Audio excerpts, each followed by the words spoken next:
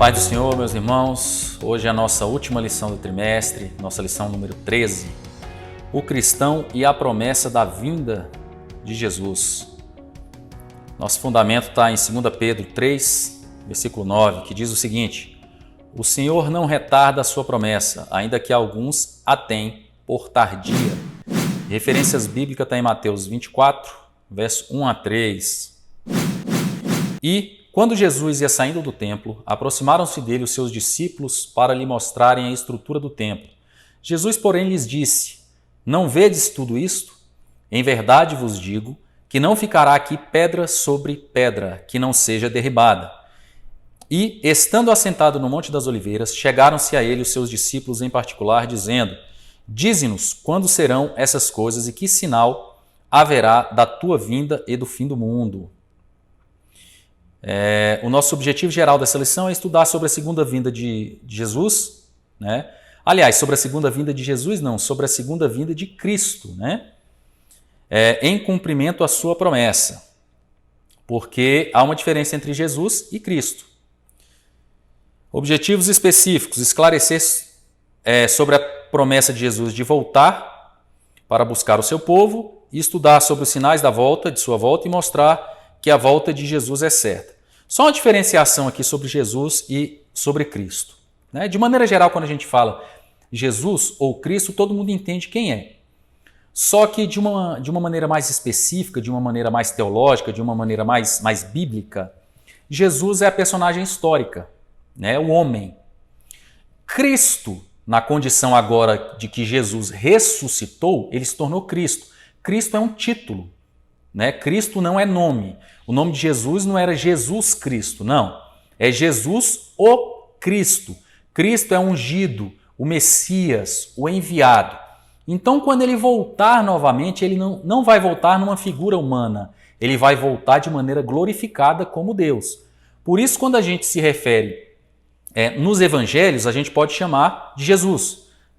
Isso sendo um pouco mais cauteloso com essas questões, né? É um detalhezinho, mas é um detalhe muito interessante da gente saber. A gente pode se referir a ele como Jesus e como Cristo. Agora, quando ele vem de maneira glorificada, quando ele aparece nessa segunda volta como Deus, né, para julgar, então ele não é mais humano, agora ele é 100% divino. Ele era 100% divino e 100% humano, né? A gente viu isso em Cristologia, o que a gente chama de união hipostática, mas agora a condição humana dele já não mais existe. Agora ele é 100% Deus. Então vamos para a nossa introdução. Infelizmente, muitos cristãos já não acreditam mais na volta de Jesus Cristo. Também, muitos pregadores já não falam mais desta linda promessa para a igreja. Mateus capítulo 24 nos mostra o discurso escatológico ministrado pelo Senhor. Escatologia é o estudo das últimas coisas, né? Mateus 24 e Mateus 25 são textos que falam sobre isso, a sua segunda vinda. O versículo 3 traz um questionamento duplo da parte dos discípulos: que sinal haverá da sua vinda e do fim do mundo? A primeira preocupação deles é saber qual seria o sinal que prenunciaria a vinda do Mestre. Item 1. Jesus realmente voltará para buscar a sua igreja? A promessa feita pelo próprio Jesus, virei outra vez. Jesus prometeu voltar, mas não marcou o dia e nem a hora. Mateus 24, versos 36 a 44. Durante o seu ministério, ele menciona aos seus discípulos o fato de sua vinda, ou seja, uma preciosa promessa para aqueles que achavam que nunca mais veriam um Salvador. Conhecendo o coração de seus seguidores, Jesus, bem antes desse discurso, disse: e quando eu for, eu vos vou preparar lugar. Virei outra vez e vos levarei para mim mesmo. Numa revelação dada ao apóstolo João na ilha de Patmos, disse: venho sem demora. Apocalipse 3:11, Apocalipse 22:20. O que prometeu aos discípulos ele cumpriu. Falta cumprir apenas a sua segunda vinda. Lucas 12:40. No começo desse comentário aqui do autor da lição, ele diz: infelizmente, muitos cristãos já não acreditam mais na volta de Jesus Cristo. E isso é uma verdade. Né? Muito acertado esse comentário aqui. Isso é uma verdade, uma infeliz verdade. Por quê? Vamos pegar essa questão que a gente está passando da pandemia. O que a gente vê durante essa crise que a gente está passando? Que as igrejas, de uma maneira geral, as igrejas como um todo, elas estão pregando como se fosse uma espécie de um coaching espiritual. Elas querem te motivar a você acreditar que essa crise vai passar, que isso é para o teu bem, que as coisas vão melhorar, que tudo vai dar certo, que você é um vitorioso, que vai acontecer isso, que Jesus vai proteger a tua família, não sei o que, mas tira o foco da volta de Jesus. Essa pandemia, essa questão que está acontecendo, é mais um grande motivo, deveria ser mais um grande motivo para se pregar insistentemente a volta iminente de Cristo. Mas não, se prega o quê? Um evangelho coach, um evangelho apenas de delícias e de rosas sem espinhos, né? Então as pessoas vão para a igreja para ter paz, né? Diante de um mundo conturbado. Só que eu tenho uma coisa para falar para os irmãos, e isso é bíblico, as coisas não vão melhorar. As coisas não vão melhorar, só vão de mal a pior. É nação contra nação, é guerra e rumores de guerra, é pai matando filho, filho se levantando contra pai, irmão entregando irmão para ser morto, é violência, é guerra, epidemias. As coisas não vão melhorar, as coisas só tendem a piorar. Então o que deveríamos procurar, o que deveríamos pregar, o que realmente deveria ser a mensagem, é a mensagem da paz e da confiança da volta de Cristo. Essa deveria ser a tônica da mensagem. Não estou querendo pregar ou incentivar um evangelho pessimista, né? Mas a gente tem que entender que esse evangelho completamente otimista no sentido material, ele é um evangelho falsificado. Muitos de nós vamos morrer nessa crise, nessa epidemia, né? E Deus sente prazer na morte dos seus santos. Ele não sente prazer na morte do ímpio, né? Porque ele sabe para onde o ímpio vai. Então, meus irmãos, quanto mais a gente vê essas questões, mais notícias ruins, mais guerras, mais brigas, mais epidemias, mais a gente deveria ficar feliz pela volta iminente de Cristo. Só que a igreja está desesperada. Eu digo a igreja como um todo. Eu não estou dizendo do irmão A, do irmão B, do irmão C, porque há remanescentes, há realmente crentes fiéis, mas a maioria não é. Infelizmente a maioria não. A maioria está ansiosa, a maioria está desesperada, está preocupada pelo que vai acontecer amanhã, se vai perder o emprego, se não vai, como é que vai ser o ano que vem, daqui 10 anos, daqui 20. Meus irmãos, não andeis ansiosos. Como diz Mateus 6, como o próprio Jesus disse. Essas coisas só vão piorar. Não tem para onde a gente fugir. Isso já está escrito, está profetizado há muitos e muitos séculos, há milênios, e foi dito pelo próprio Jesus. Né? Isso já foi escrito na eternidade pelo próprio Deus.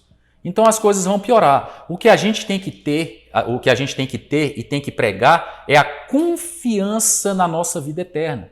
Devemos continuar, vamos parar agora de fazer tudo? Não. Devemos continuar fazendo as coisas como devemos fazer, devemos continuar orando pelos enfermos, devemos continuar fazendo o nosso papel. Só que o foco da nossa esperança não é a continuidade das coisas como eram antes, porque não vão voltar mais a ser normais. Não adianta, é daqui para pior. Isso não é, mais uma vez, não é um evangelho pessimista. É um evangelho bíblico, é uma mensagem bíblica. O próprio Jesus falou isso. E a gente vai ver aqui na sequência da lição. A primeira preocupação deles é saber qual seria o sinal que prenunciaria a vinda do Mestre. Né? Eles já tinham essa preocupação lá atrás. Preocupação essa que a gente deixou de ter enquanto igreja na atualidade. Né? Item 2. Antes da sua volta, Jesus falou que haveria sinais. 2.1. O sinal da destruição do templo, Mateus 24, verso 1 e 2. O primeiro sinal predito por Jesus ocorreu no ano 70 depois de Cristo, ano em que as tropas romanas lideradas pelo general Tito cercou a cidade e, após longa resistência por parte dos judeus, Jerusalém foi dominada e o templo queimado e destruído. Diz a história que foram tantos judeus crucificados que era até difícil passar por entre as cruzes. E os que resistiram do lado de dentro dos muros, para não morrerem de fome, passaram a comer a carne dos próprios filhos. Isso a gente vê em Lamentações de 4 a 10. Item 2.2, sinais em várias áreas. Sinais em várias áreas. Além do sinal inicial que foi a destruição do templo, Jesus mencionou a ocorrência de vários sinais que ocorreriam em outras áreas, quais sejam na área religiosa, política, social e na natureza, sinais para a nação de Israel e o sinal da figueira. Os sinais na área religiosa, surgimento de falsos profetas e enganadores, ódio e perseguições generalizadas contra os cristãos. Vamos fazer um comentáriozinho aqui sobre esses falsos profetas e enganadores. Quando eu falo que a igreja da atualidade é uma igreja apóstata, ninguém se sente confortável em relação a isso. O pessoal da minha igreja não se sente, de outras igrejas que eu falo não se sentem. Só que isso é bíblico. A igreja da atualidade é uma igreja apóstata. Ela inventou um outro evangelho para viver e para pregar. Existem remanescentes, como eu já disse, existem crentes fiéis, sim, mas no geral a igreja hoje prega uma mensagem falsificada. Não é uma mensagem de salvação, é uma mensagem de autoglorificação. Infelizmente, os cultos hoje, em sua maioria, os cultos, as músicas que são produzidas são músicas antropocêntricas, voltadas para o homem. Os cultos são feitos para agradar o coração do homem, não em adoração a Deus. As músicas, em especial as músicas ditas aí gospel, do universo gospel, infelizmente a sua grande maioria, elas são feitas para agradar a emocionalidade humana, elas são feitas para agradar um coração humano voltado para si mesmo e não são feitas para adorar a Deus. É triste, mas é uma grande verdade. E não sou eu que estou dizendo. A Bíblia nos diz isso. Então, quando a gente fala que nos últimos tempos iam aparecer profetas enganadores, ninguém reconhece que isso existe de repente dentro da sua própria igreja. Ninguém reconhece que ele mesmo pode ser esse falso profeta ou esse enganador. Ninguém reconhece que as pessoas do seu convívio podem ser essas que estão sendo ditas aqui. Mas aonde estão estes? Aonde estão então esses que o próprio Jesus disse que naquele grande dia irá falar: apartai-vos de mim porque eu não vos conheço, vós que praticais a iniquidade. Estes aqui que Jesus vai falar isso, que Cristo vai falar isso, são aqueles que profetizaram, que pregaram, que fizeram a obra humana de evangelização. Estes vão ser condenados. Então estes também estão no nosso meio. Os falsos mestres, os falsos líderes, os falsos crentes, o falso movimento do Espírito está no nosso meio. Nós vivemos a igreja apóstata. A gente vai ter tempo muito em breve de tratar sobre isso em escatologia. A gente vai ver as 7 divisões da igreja, da igreja cristã. Nós estamos no último estágio dela, no 7º estágio, que é exatamente a igreja apóstata, que é comparada à igreja de Laodiceia, que a gente vai ver em Apocalipse. Então isso a gente está vivendo isso hoje. Não há para onde fugir. Não há por que se sentir ofendido. Isso está no nosso meio. Nós estamos vivendo entre lobos. Então existiria os escândalos na obra de Deus, está no verso 10, apostasia espiritual, versos 12 e 13, sinais na área política, social e na natureza, no versos 6 e 7, na área política, no verso 6. Outro aspecto a se considerar é o que está escrito no verso 7, que diz: porquanto se levantará nação contra nação e reino contra reino. Eu falei isso aqui no começo da lição. E haverá fomes, pestes em vários lugares na natureza, sinais para a nação de Israel, o abominável da desolação. Isso aqui também tem de 2 Tessalonicenses, capítulo 2, versos 3 e 4, em Daniel, no capítulo 12. Perseguição e martírio também vai haver e já está acontecendo. Já está tendo martírio em outros países, mas nós aqui no Brasil já estamos sendo perseguidos. Vocês querem ver um exemplo? Se você dentro da sua empresa depender, se você não for um concursado, mas se você depender de uma aprovação de um superior seu, e esse superior não for cristão, e se você falar de Cristo lá dentro, você provavelmente não vai ter espaço de ascensão profissional ou você vai ser demitido. Se você for para as grandes redes de televisão e pregar Cristo lá, e não tiver esse discurso que eles têm de aceitação de todos, em nome de amor, em nome de né? Um amor, só que um amor é compreendido de maneira humana e não de maneira bíblica, né? Se você for numa Rede Globo da vida ou em qualquer outro canal e falar sobre Cristo de maneira bíblica e não aceitar algumas coisas, a exemplo, salvo engano, eu vi uma reportagem que estava um pastor, né, tinha alguns líderes ali, tinha um pastor e tinha o padre Fábio de Mello. Estavam falando sobre a questão de homossexualidade. Se eu não me engano, foi no programa da Regina Casé, se eu não estou enganado. E foi perguntado para esse pastor sobre a questão da homossexualidade, da homoafetividade. Aí o pastor desconversou, foi para lá, foi para cá, falou de amor de Deus, de Cristo. Ele não teve a coragem de se posicionar em relação a isso. Nesse sentido, eu achei fantástico o padre Fábio de Mello. Eu tenho que bater palmas, porque se a pessoa está fazendo uma coisa errada, independente de ser católico, de ser espírita, de ser qualquer coisa, a gente tem que falar que está errado. Se tiver certo, também a gente tem que dizer. Né? Não vamos ficar só protegendo os nossos e acusando os outros. Quem está fazendo certo, quem está falando o que é correto em relação a Cristo, em relação ao reino, deixe ser dito. Então o padre Fábio de Mello ele falou o seguinte, quando ele foi questionado sobre a mesma pergunta esta que este pastor não teve coragem de se pronunciar. Ele falou o seguinte, olha, há verdades que são inegociáveis na nossa fé. Há verdades que são inegociáveis. Ele não colocou nem em discussão o fato de casamento entre pessoas do mesmo sexo. Depois dessa reportagem, o padre Fábio de Mello é um dos queridinhos da Globo. Ele começou a ser colocado na geladeira. Eu que deixei de assistir televisão tem muito tempo, né? Mas quando eu ainda continuo assistindo, eu não me recordo dele ter voltado em algum programa da Rede Globo. Então, se você for em algum programa desse que prega aí a nova ordem mundial, né? Esses novos valores, essa maneira como o mundo age, se você falar de Cristo e falar das verdades dele, você é cortado, você não vai mais, você não canta mais lá, se você for um cantor, você não fala mais, você é cortado. Isso é uma perseguição, a tua voz é calada, a sua voz é calada. Isso de uma maneira bem sutil, mas isso só tende a aumentar. Segundo eruditos em escatologia, o povo israelita é a figueira que irá brotar como sinal. Fato que ocorreu no dia 14 de maio de 1948, quando, por intermédio do voto de um brasileiro na ONU, Oswaldo Aranha, Israel passou a ser uma nação de fato e de direito. A figueira brotou. Isaías 60, verso 8. Dessa forma, o povo judeu é de alguma forma o relógio de Deus na terra e com certeza um dos maiores referenciais da vinda de Jesus para a igreja. Como diz um adágio teológico, a nação de Israel ela é o relógio escatológico. Ela é um relógio escatológico de Deus. Então você quer saber sobre as coisas que estão acontecendo, não fique olhando só dentro do seu contexto, aqui dentro do contexto Brasil, não. Olhe para Israel. Eu já vi muita gente comentando, o Edir Macedo é o anticristo, o fulano é isso, o fulano é aquilo, o Papa não sei o quê. Vamos olhar para Israel.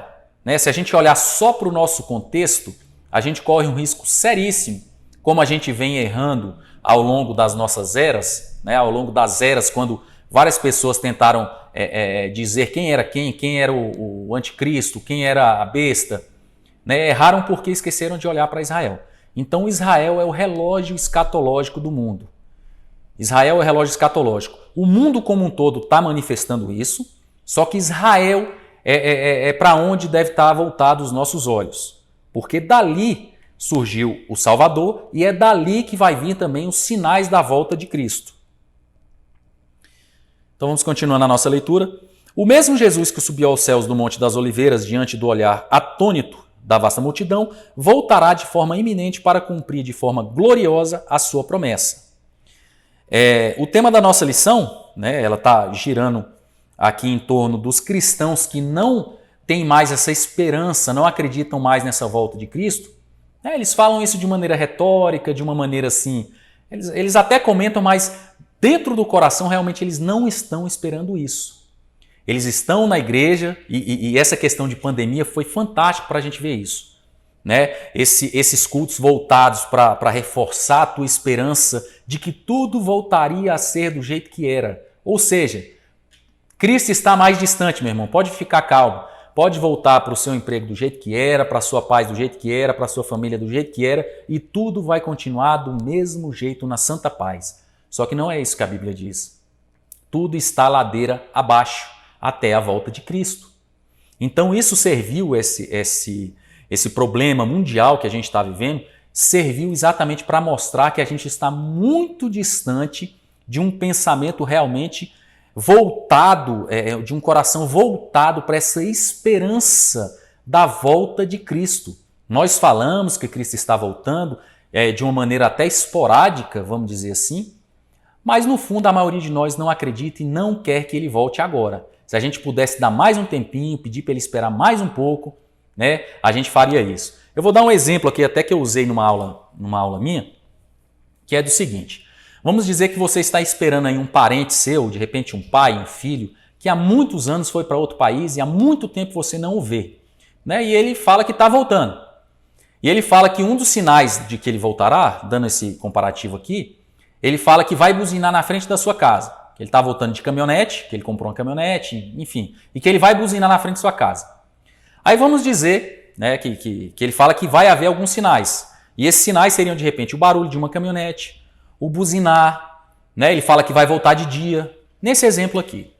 Então vamos dizer que você está ansioso para ver esse teu parente, esse teu filho, esse teu pai, que há muito tempo você não vê, e você escuta um barulho de caminhonete na frente da sua casa e uma buzina lá na frente. Qual a tua primeira sensação, humanamente falando? O coração vai palpitar, não vai? Você vai parar tudo que você está fazendo, vai sair correndo para abrir o portão para ver. E mesmo que não seja, de repente é na frente da casa do teu vizinho, na parte de baixo, algum carro que passou, mas não era o teu parente. Não era esse teu ente querido que está voltando. Mas você, a cada sinal daquele que ele disse que aconteceria, o teu coração dispara. A tua vontade, você deixa tudo de lado para ir ver realmente, para abrir o portão, para ver se ele é. Para ver se é ele que chegou ali. Né? Porque você está ansioso para abraçá-lo, você está ansioso para poder viver com ele novamente. E deveria ser assim que a gente deveria esperar a Cristo. Só que não é isso que está acontecendo. Porque a cada sinal que vem se cumprindo, a gente é até engraçado isso, a gente está se voltando para Deus, pedindo para que esses sinais acabem, para que esses sinais parem. Ou seja, a gente não está, me desculpe aqui, mas é até uma cara de pau a gente pedir para que os sinais parem, para que a gente volte a ser o que era. E quando a gente pede para esse mesmo Deus que diz que vai voltar. Como é que isso pode acontecer? Qual a lógica que existe nesse pedido? Se realmente a gente tivesse com o coração aflito para encontrar novamente o nosso Pai Celestial, para encontrar a Cristo, para voltar a viver em comunhão plena com Ele, será que a cada sinal desse a gente ia ficar triste, ansioso, depressivo, problemático? Ou a gente ia ficar a cada dia mais esperançoso, mais alegre? Isso é uma pergunta, um questionamento que eu deixo para cada um de vocês. Será que realmente o coração de vocês está querendo que Jesus volte?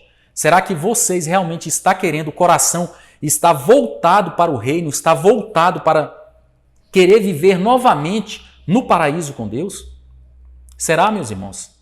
Ou será que a gente transformou essas verdades bíblicas e colocou isso dentro da igreja apenas de uma maneira religiosa, evangelical, vamos dizer assim? Né? A gente tem a coragem, como eu disse aqui, peço até perdão para quem não merece escutar isso, mas a gente tem às vezes a cara de pau de pedir para que Deus pare os teus próprios sinais de volta, para que a gente volte a viver em paz. A gente está se agoniando dos sinais da volta do dono do mundo, do dono de tudo.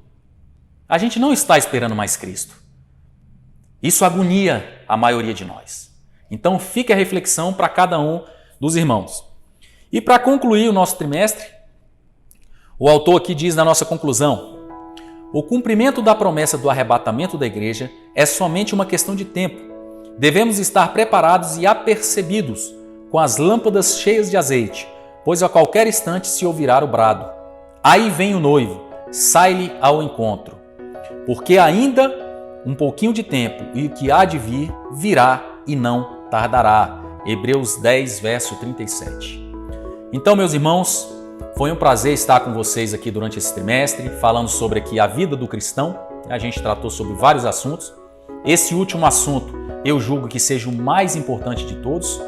Lógico que os outros também não deixam de ter a importância, Mas, se nós não estivermos realmente com o coração voltado, ansiosos pela volta, ansiosos no sentido bom da ansiedade, né, dessa espera, dessa sede da espera, dessa sede do retorno de Cristo.